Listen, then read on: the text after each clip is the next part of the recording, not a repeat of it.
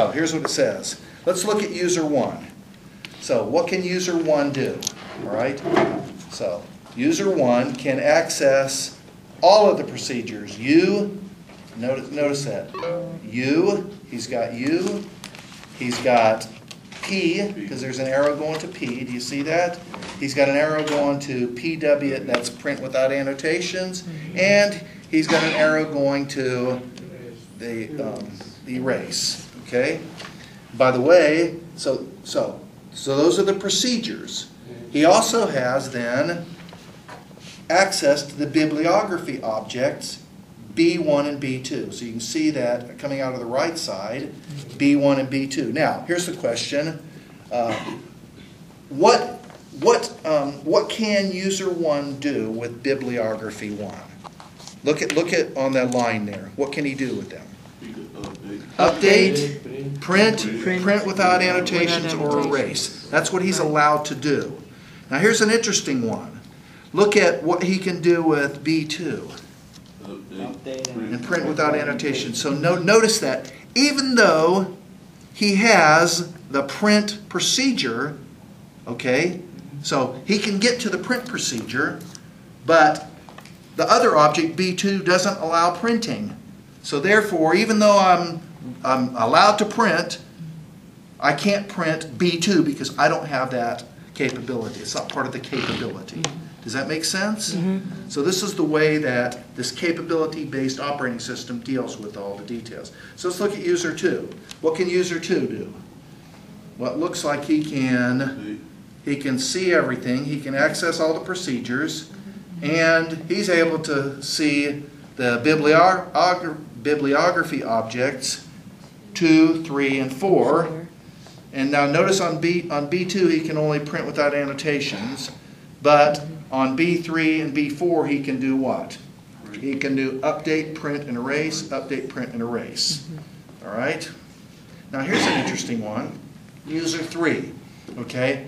He only has access to 3 of the procedures. Look at that. Okay? Yeah.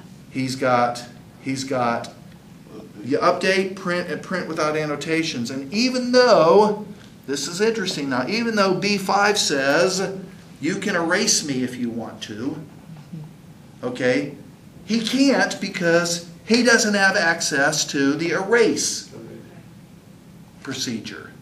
Yeah. All right? So do you see how it works? Number 3, user 3. Notice that the arrow going to B5, he has update, print, and erase. Do you see that? But he doesn't have an arrow going to erase. So even though he says, I want to erase you, as soon as he tried to invoke the erase procedure, the kernel would come back and say, I can't create the LNS associated with the procedure called erase because, dude, you don't have that you don't have that right. You can't access that. All right? So, good. And so, that's it. So, conclusion, well, okay. Capability based. So here's a couple of questions for you. Would you consider this to be a primitive or a modern operating system? Modern. It's modern. It sounds like it might be. I mean, it's kind of up in the air. Okay. How about, is it extensible or fixed? It's extensible. Okay, and would you say that this is designed for doing experimentation or for doing production work? Production. Experiment. I would say it's more for experimentation. Because if you can't, it may be that you can do some production work on it, but I think the whole purpose, especially, and part of that's gleaned from the fact that it's a Carnegie Mellon.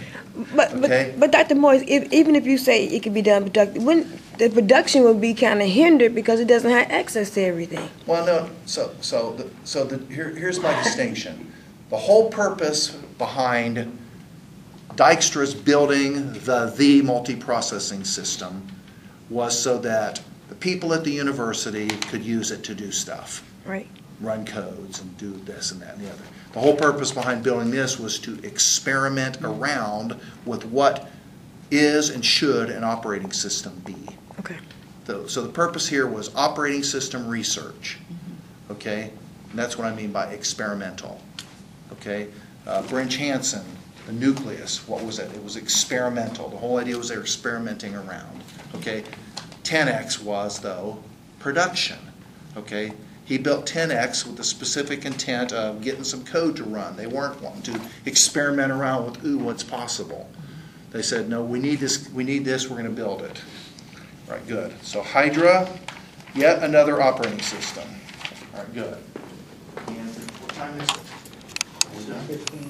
6:15.